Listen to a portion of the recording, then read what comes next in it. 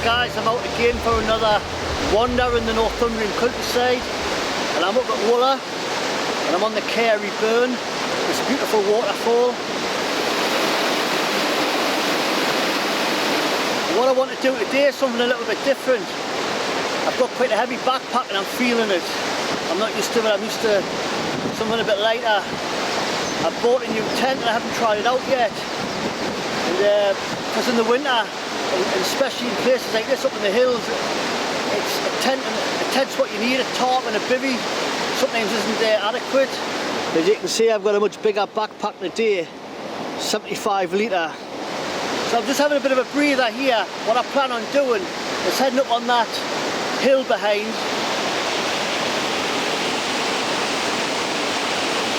But now I'm going to get up. I think there's a path further along there.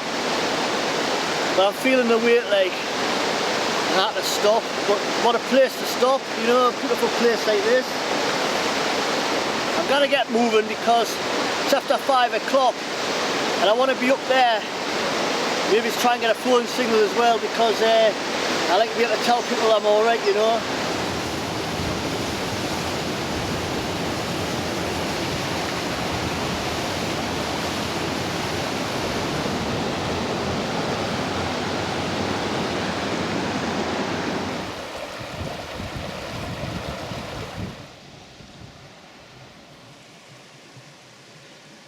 Highland cattle roaming due to the management of the habitat for black game. Does that mean it's safe to go in or not to go in? It's a permitted pathway this, it actually wasn't at one time, but there's need bulls.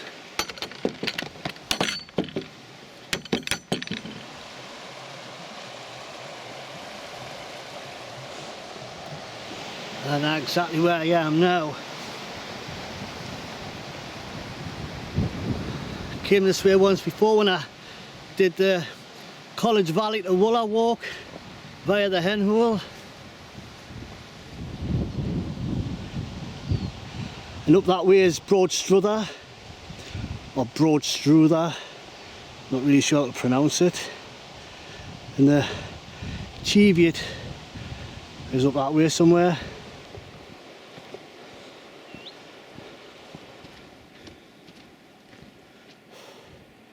There's been some strong winds. Well, there's been a Yeti pushing their mower, and I'm full of shite.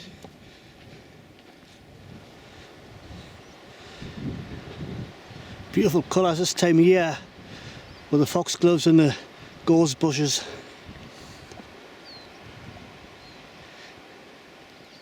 But this is where it's at. Get out and do a bit of wild camping, you know, it makes sense.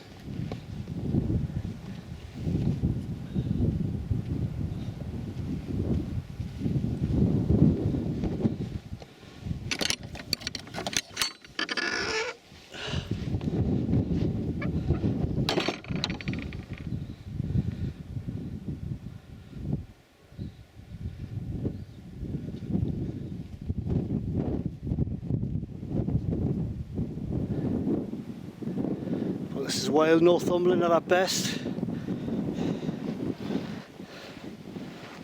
But not the sort of place you want to get caught out and stuck here without warm clothing or a shelter. Beautiful place, but a very dangerous place to be if you're not prepared. And everybody that goes walking in the hills or climbs mountains has probably asked themselves the same question at one time or another. Why do we do it? When you're so tired, your body's aching, but there's something inside drives you to do it. I can't really answer that one. I hate it when I'm trying to,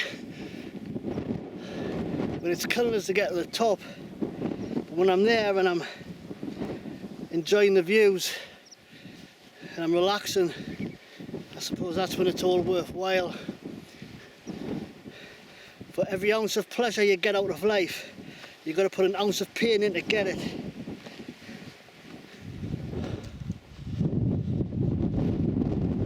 This might be a good place to camp. get a bit of protection from that wall. And this is probably the flattest area I'm going to get up here.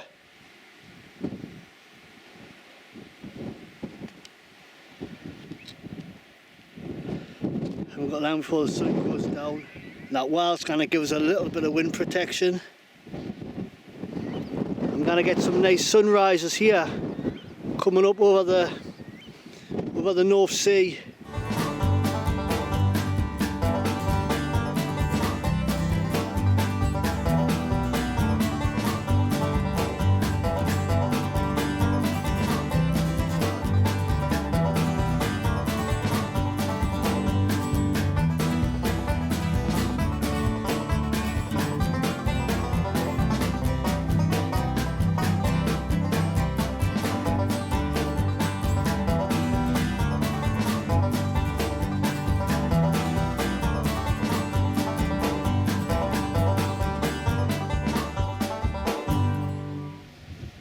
Right, I'll give you a quick look at it. When I was setting it up, I wasn't sure which way to lie in it. And there's a bit of a slope, but I think I've got the thin end at this side, so I'm going to have to lie at the wrong end. It's wide out at this end. It didn't seem like that when I was putting it up.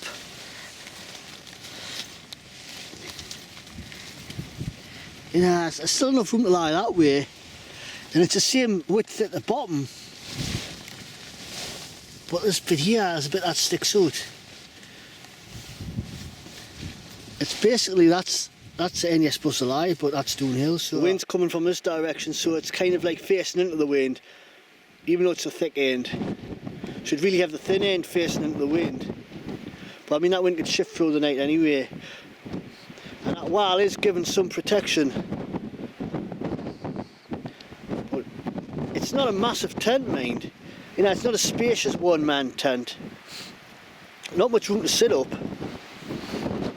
I don't like how these the outer flies seems a bit short, but the ground sheet's quite, you know, it gangs up to about here. You know, the water's not going to get in. You know, so, and probably it's not even, you know, the ground's not very even, so it's not going to be perfect. Oh yeah, I think it would blend in real here. Flecktarn, German camouflage. More suited for like dark woodlands, like you get in Germany, I suppose. You see where you sit up. I'm 5'5", and I can't even sit up in it, but you don't get in your tent to sit up, do you? Get in your tent to go to sleep. Stick it that in, you see, where that mesh window is. Oh, it's a bit tight at this end, but I'll be alright. You could get a small backpack down here, but there's no room for mine. You see, man, small porch. Maybe it's about a foot. Maybe it's a bit more. A bit too small for cooking that, actually. But that's the view I'll be waking up to. Got Humboldt Hill over there. Ancient hill fort. Iron Age or Bronze Age, I can't remember which. You've got the sea. Just over there. And just down there somewhere you got Wooler.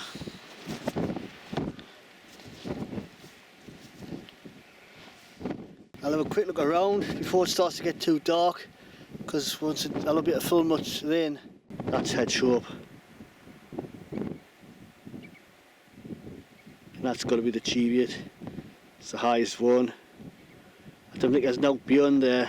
I haven't looked at my map, so I haven't really know. I've never been here before, so I just know I'm on Hart Heugh, or Hart, whatever it's called. In this beautiful part of Wooler. Wild camping on my own. And I'm trying out my new tent. What could go wrong? You know, it's not exactly a bivvy and a tarp, you know, it's a little bit more secure, a little bit more, should be a bit more safe. Should be better actually.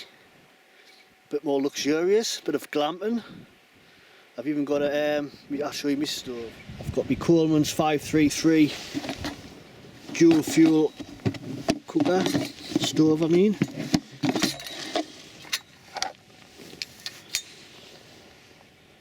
And I've got me food here, it's mainly dehydrated.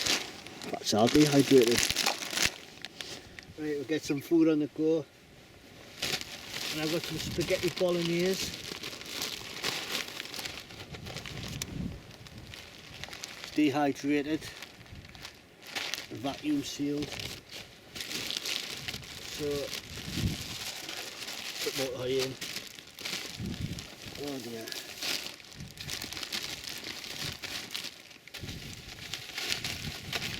It's all dehydrated, so it's lightweight. Mug shots, chops, cup shots. Similar thing on the mug shots, you know. Another mug shot. Energy bars. Nuts. Another bag of nuts in the bag. Loads of coffees. 2-in-1 coffees. So I've got jerky as well. So basically I've got a load of food, but I'm going to have a main meal now, and I'll probably not even eat all of this in the morning. Might just have a mug shot, energy bar, bit of jerky, you know, before I set off. It's always best to bring more than what you need just in case, but I always bring too much anyway. And because this spaghetti bolognese was dehydrated more or less straight away once it cooled, you know, it's basically as good as what it was when it was cooked. It tastes just as nice.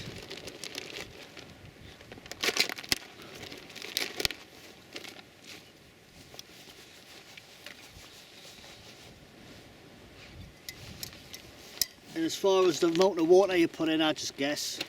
I tend to just cover it, you know, with the just about cover it, and then as it rehydrates, just put a bit more in if it needs it. I love these little petrol stoves. They're a little bit heavy though, that's the downside. More for kind of big car camping really, or if you don't mind carrying a bit of weight. But you got to prime it, got to pump it up first. I can't remember how many it was, I think about 10 or maybe it's a bit more. Once it starts to get hard at the pump, you kind of know you're getting there. I think it's about 20. And then you just turn it and lock it.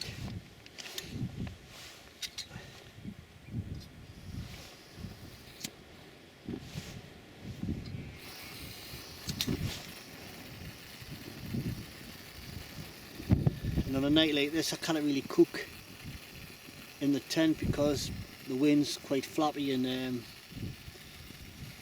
it's not much of a cooking area, it's only about that, so I don't want to risk burning my tent when I haven't even used it.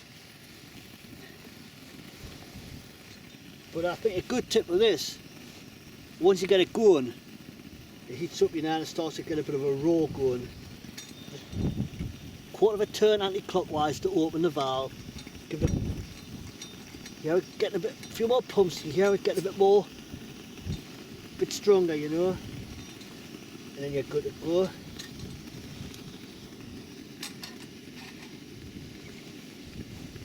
The beauty with these, you know, that they can tolerate a bit of wind.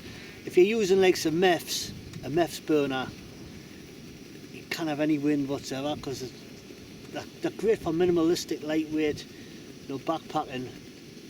But MEFs, you know, in really cold weather or when it's really windy, they're not much good. I think that's done now. Like, what I'm going to do is leave it for another 5 minutes, let it cool, let it absorb a little bit more water without the heat, because I suppose it's still, while it's hot, it's still absorbing. We'll have a quick look. Another quick look, I suppose. Starting to get a little bit cold there now. I think what I'm going to do, you know, I'm going to eat me bait in me tent, in me hotel, or should I say me chalet, because it's not really a hotel, it's a bit on the small side. Another quick look. I've got me seam sealer there, just in case it starts to leak.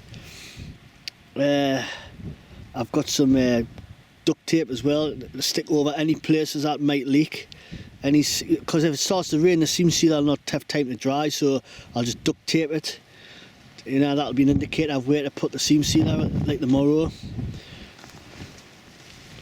And I've got me, I'm getting soft in my old age, look. I've gone for a pillow.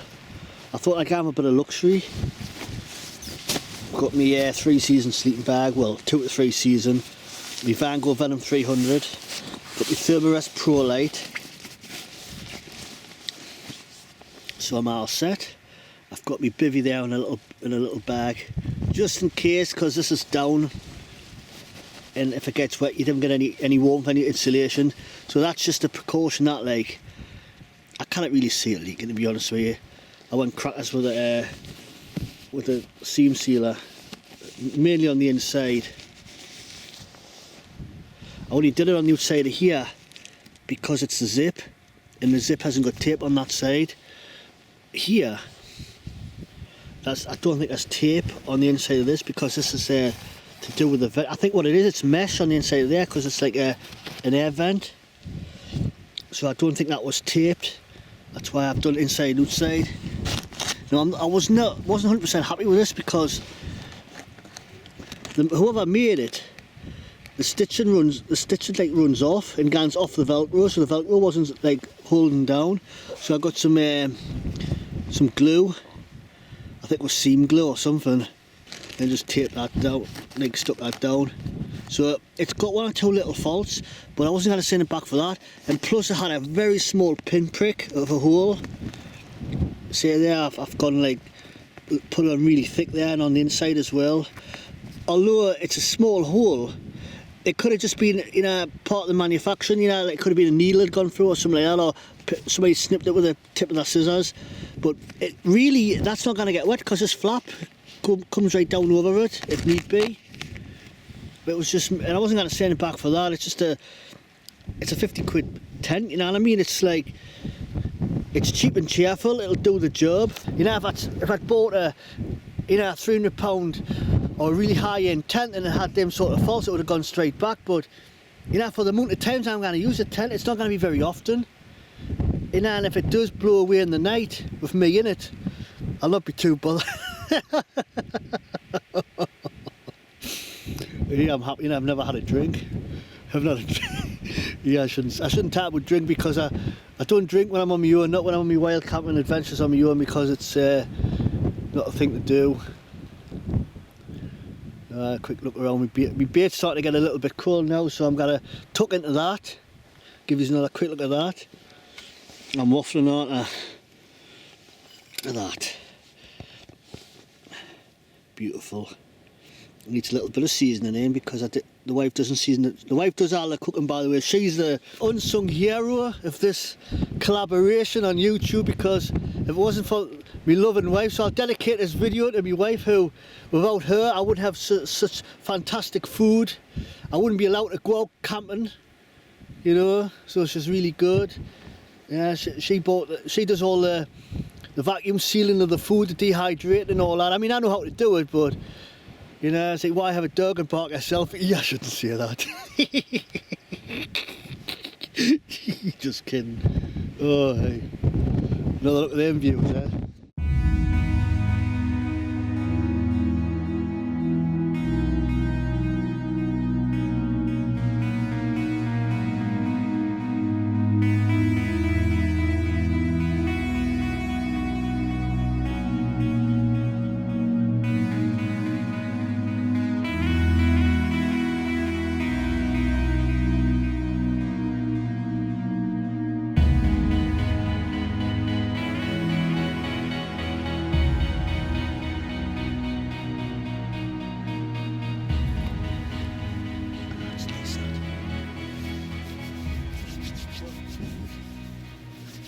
This is it. This is me on my own, wild camping.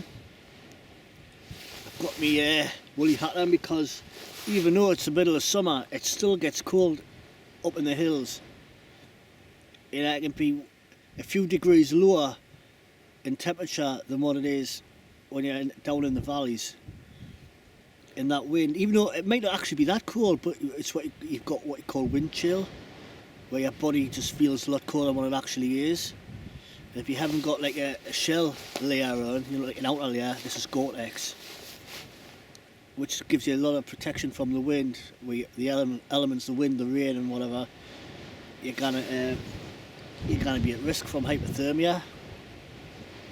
That's the view. Sun's gone down now. Probably get some visitors in the night because, as you can see here, these are animal tracks. These are probably sheep, and what they're probably, because this is actually a sheepfold. Well, it is marked on the map, sheepfold. This area here, it's quite flat, and this is where the sheep come to shelter out of the wind.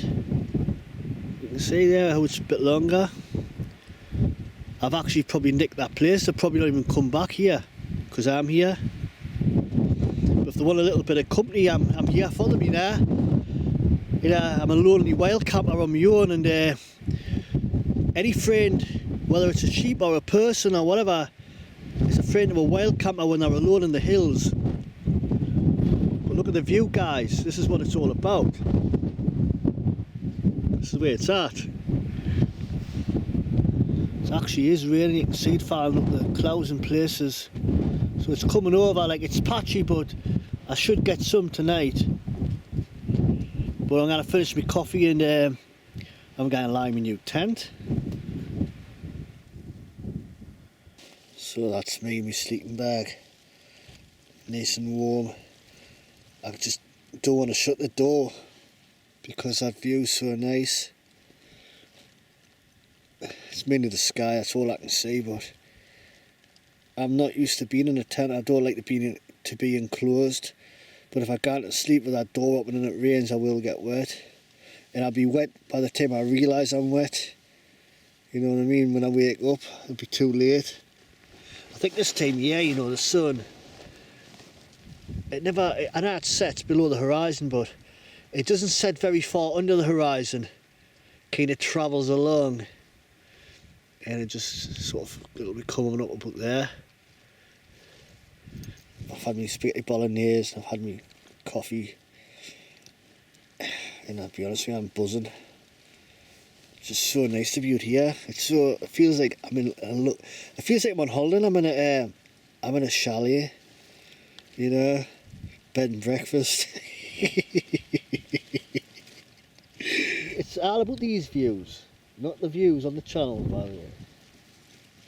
But if you've never tried camping, try it. Right, I'm gonna go. It's no good just waffling away, and you know, this video will be edited right down anyway because I try to cut as much of the shite out as I can. But some does manage to get through. Oh, full belly, fed and watered, nice and warm in my sleeping bag. I'm not going to shut that door. I'll have to eventually, like, but if I fall asleep I may get wet. But I'm just enjoying the views, guys. That's what it's all about. Another quick look.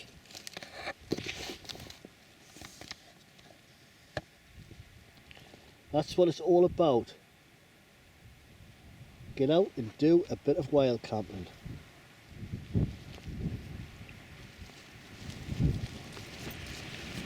You know it makes sense. Get out and do some wild camping.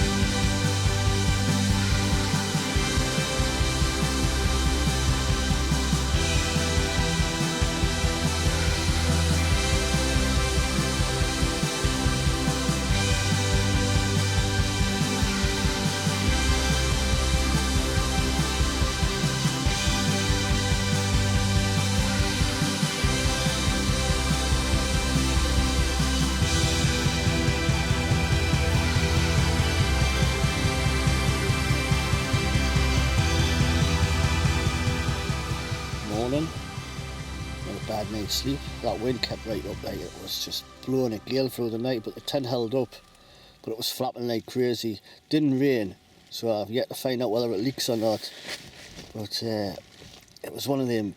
When I woke up, I was like, it took us about 5 seconds to realise where I was. You know, when you wake up sometimes and you think, where am I? I'm in a tent somewhere. This is strange. I'm not used to this. Aye. You know what I mean? Like if he's a quick look up the door.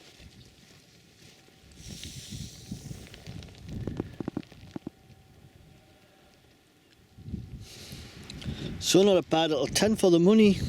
I'm not gonna grumble for the price, you know. For I couldn't justify spending a few £100 on a you know, high-end decent tent when I don't really do, you know, tent camping. It's not really my thing, and I would only use it occasionally. I couldn't justify paying that. You know, it's not that I'm a cheap skater out of that, but I am cheap, like, I'm very cheap. But put it this way, right? Why pay £300 when you can pay £50 for a tent that'll do the same job? Fair enough, it's, you know, it hasn't got the bells and whistles, you know, it hasn't got the massive porch, you know, it's not really that spacious inside, although it's airy for me. You know, if you're over 6 foot, or if you're a big stocky bloke, it may be a little bit too small for you, and you're not going to get your backpack in, so something to think about. I mean, yeah, it's kind of windy now when it's flapping, but it's, you know, it's surviving. I don't know how well it'll survive a force 10 gale. We're gonna get some more rain now. Like, I'm gonna get the rain when I wanted it last night. The wind's kind of like coming from this direction here, but you can see over there, man, there's rain clouds. I'm gonna get packed away because it's I'm just talking from my backside again, and I'm just waffling, and I'm trying to cut down on the waffling on my videos. So I'll say bye bye from Wooler. We'll catch you all on the next one.